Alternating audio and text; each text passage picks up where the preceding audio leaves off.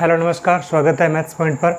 आज की क्लास में वीडियो एग्ज़ाम 28/12/2021 को जो पेपर हुआ है मॉर्निंग शिफ्ट का, उस पेपर में मैथ्स के क्वेश्चन सॉल्व करेंगे।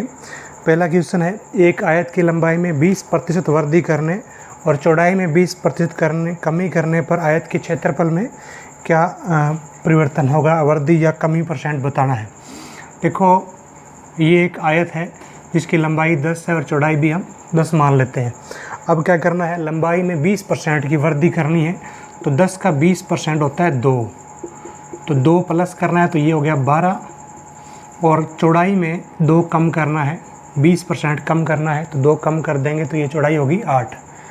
अब पहले जो क्षेत्रफल है वो 10 गुणा 10 100 सेमी स्क्वायर है। अब कितना होगा, अब लंबाई 12 हो गई, चौड़ाई 8 हो गई, तो 12 8 96 सेमी स्क्वायर क्षेत्रफल हो गया। पहले 100, अब 96, यानी 4% की कमी हो गई, तो 4% की कमी दूसरा बी ऑप्शन में है, तो ये इसका बी सही उत्तर हो जाएगा। नेक्स्ट क्वेश्चन है, नेक्स्ट क्वेश्चन में है, यदि x रियल नंबर है तो हमें एक द्विघात समीकरण दी हुई है, उसका न्यूनतम मान बताना है। x² - 6x + 13 का न्यूनतम मान बताना है, किसके बराबर होगा। तो द्विघात समीकरण का जो न्यूनतम मान होता है वो c - b² / 4a के बराबर होता है। यहाँ पर x² गुणांक a है, x का गुणांक b है और ये c है, तो c हो गया यहाँ पर 13 माइनस b हो गया -6 का स्क्वायर करेंगे 36 बटा में 4 गुणा a हो गया 1, तो 4 में 36, 13 में से 9 गया 4, इसका सही उत्तर है जो कि डी ऑप्शन में है। तो इस द्विघात समीकरण का न्यूनतम जो मान है वो 4 हो जाएगा। तीसरा क्वेश्चन है, 900 किलोमीटर की यात्रा तय करने में एक तेज़ गति की रेलगाड़ी को धीमी गति की रेलगाड़ी की तुलना में 3 घंटे का समय कम लगता है। यदि धीमी गति की रेलगाड़ी की चाल तेज़ गति की रेलगाड़ी की चाल की तुलना में 10 किलोमीटर प्रति घंटा है, कम है, तो तेज़ गति की रेलगाड़ी की चाल बतानी है। तो ये तेज़ गति की जो रेलगाड़ी की चाल है उसका पहला ऑप्शन 30 किलोमीटर प्रति घंटा है, दूसरे ऑप्शन में 40 किलोमीटर प्रति घंटा है, तीसरे ऑप्शन में 50 किलोमीटर प्रति घंटा है और चौथा ऑप्शन दिया हुआ है 60 किलोमीटर प्रति घंटा। तो भाई ऑप्शन ये कर लेंगे। दूरी है 900।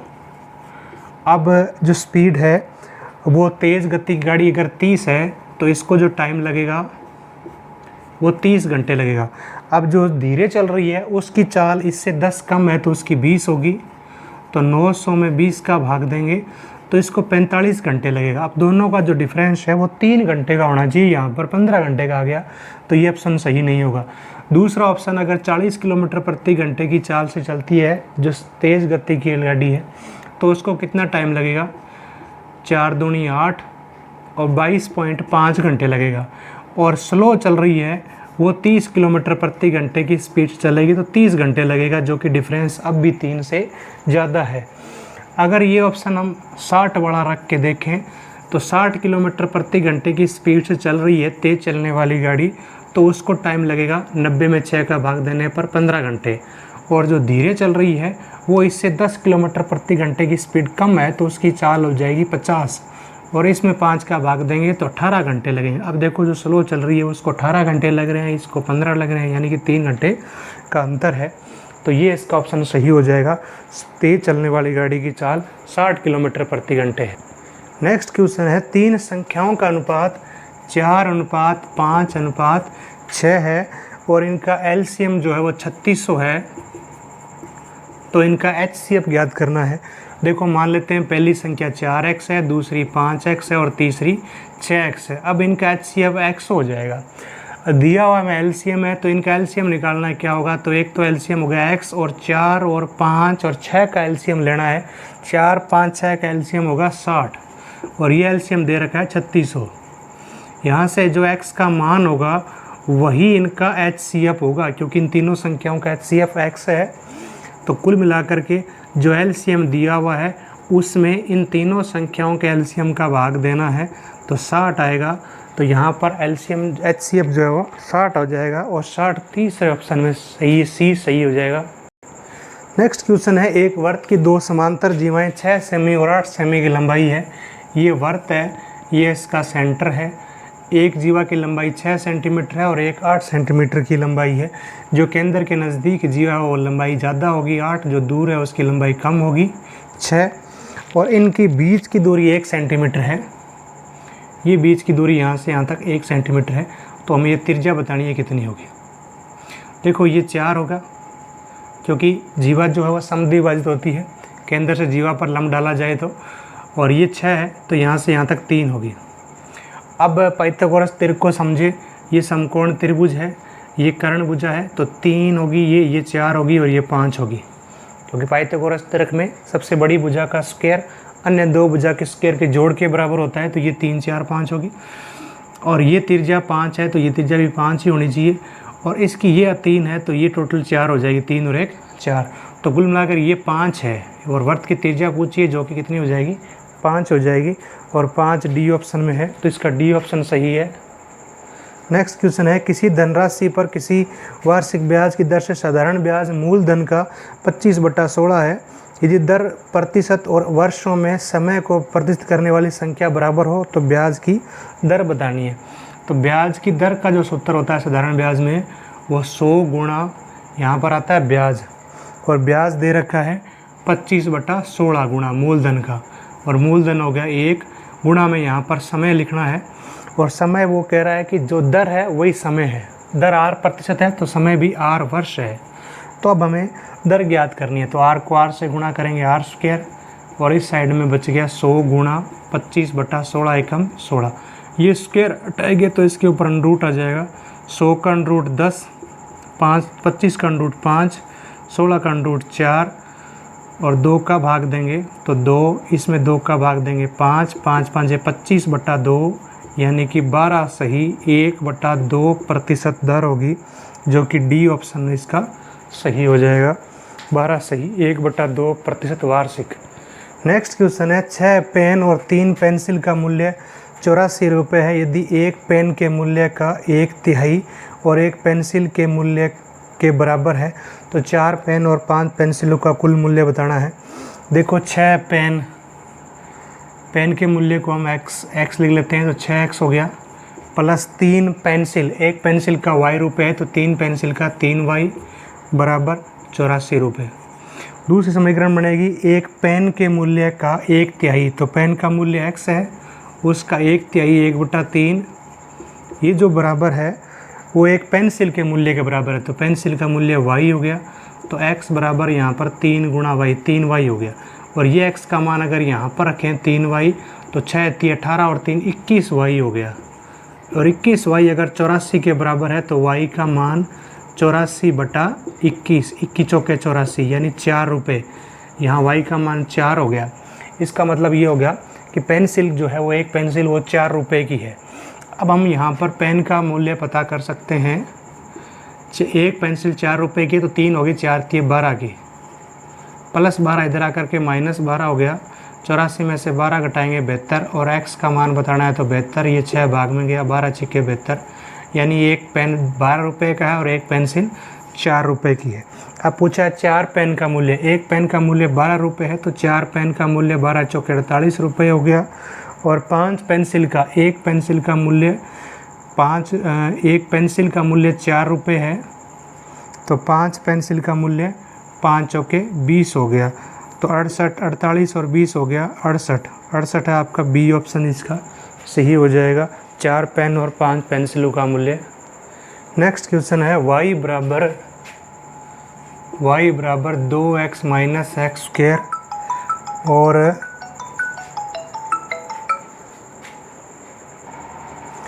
और दूसरा ये एक कर्व है, y बराबर 2x - x², दूसरी एक लाइन है x प्लस y बराबर 0, इससे घिरे हुए क्षेत्र का क्षेत्रफल बताना है।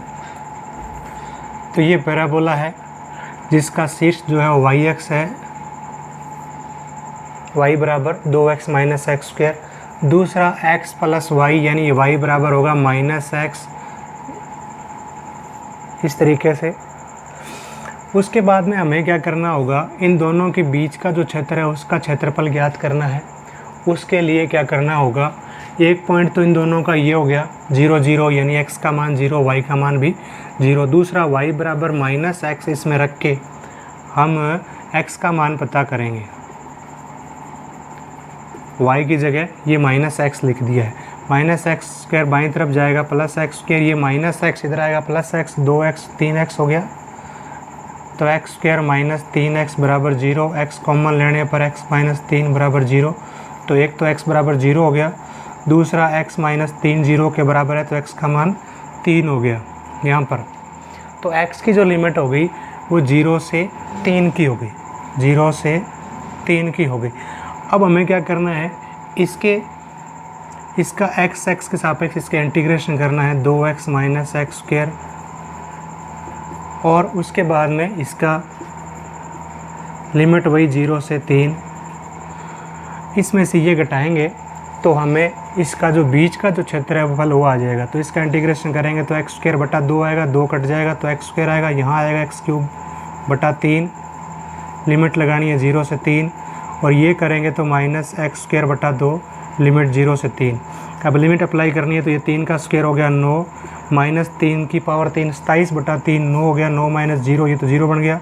फिर माइनस 0 अप्लाई करेंगे तो वो 0 ही आना है, तो ये तो टोटल 0 बनेगा। यहाँ से देखते हैं क्या बनेगा, माइनस 3 अप्लाई करोगे तो 3 है 9 बटा 2, माइनस का 9 बटा 2, और 0 अप्लाई करने पर 0 आएगा, तो माइनस माइनस प्लस 9 बटा 2 हो गया।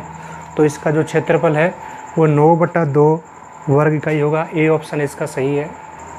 नेक्स्ट क्वेश्चन में y बराबर x minus x square plus x cube minus x की पावर 4 इनफिनिट सीरीज़ है। इसमें x की वैल्यू बतानी क्या होगी, तो हम जो पॉजिटिव नंबर है वो पहले लिख लेते हैं, एक्स क्यूब, आगे वाला जो पद होगा x की पावर 5 वो पहले आएगा, इनफिनिट सीरीज़ होगी।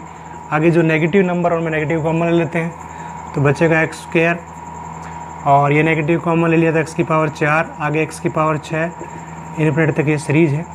ये जीपी है, गुणोत्तर श्रेणी है, और जो इनफिनिटी तक गुणोत्तर श्रेणी चलती है उसके पदों का योग का फॉर्मूला होता है a बटा में 1 माइनस आर। ए पहला पद होता है x बटा में 1 माइनस आर होता है इनका सारा अनुपात, तो एक्स क्यूब बटा में x यानी एक्स स्क्वायर, फिर ये माइनस, इसी तरीके से ये भी गुणोत्तर श्रेणी है, तो ऊपर आएगा a यानी कि पहला पद जो कि एक्स स्क्वायर है बटा में 1 माइनस इनका जो सारा अनुपात x की पावर 4 बटा में एक्स स्क्वायर यानी 1 माइनस एक्स स्क्वायर आएगा।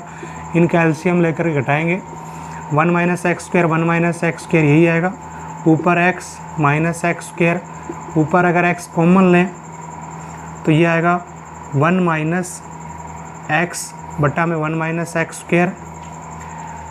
उसके बाद में 1 माइनस एक्स स्क्वायर ए स्क्वायर माइनस बी स्क्वायर वाला फॉर्मूला लग जाएगा, तो ये होगा y बराबर x 1 माइनस एक्स बटा में 1 माइनस एक्स और 1 प्लस एक्स हो जाएगा, 1 माइनस एक्स कट जाएगा, क्रॉस मल्टीप्लाई करेंगे तो x को x से गुणा करेंगे x आएगा, बराबर y को x से गुणा करेंगे y प्लस एक्स वाई। अब x वाले बाईं तरफ लिख लेंगे, तो x माइनस एक्स वाई बराबर y हो गया, x कॉमन लेंगे तो 1 माइनस वाई बराबर y, और यहाँ पर x बराबर आ जाएगा y बटा में 1 माइनस वाई।